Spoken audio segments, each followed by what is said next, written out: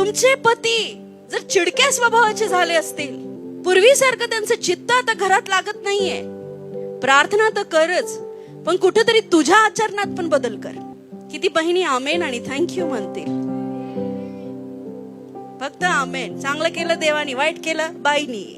जर तुझा पती प्रभूत नाहीये, तो विश्वासणारा नाहीये, आणि तुला जर तो वचन सांगूनही, देवाबद्दल बोलूनही, सुसमाचार देऊनही त्याचं मन अजूनही कठोर आहे, तर तो तुझ्या आदरयुक्त वागण्याने व शुद्ध आचरणाने प्रभूकडे वळेल.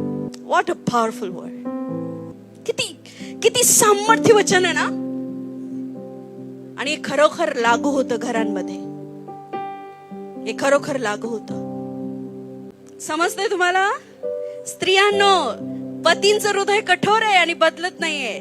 ते तुझ्या आदरयुक्त कृतीने आणि शुद्ध आचरणाने ते बदलल. आमेन. की दिली मी की, चावी तुम्ही वाचत नाही, मी काढून तुम्हाला सांगते. घरी जाऊन बायबल पण वाचा, प्रेयर तर कराच, वचन वाचाच, पण आपलं आचरण पण चांगलं ठेवा.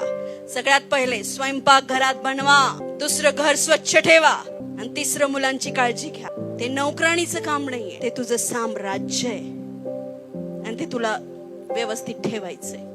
आमेन.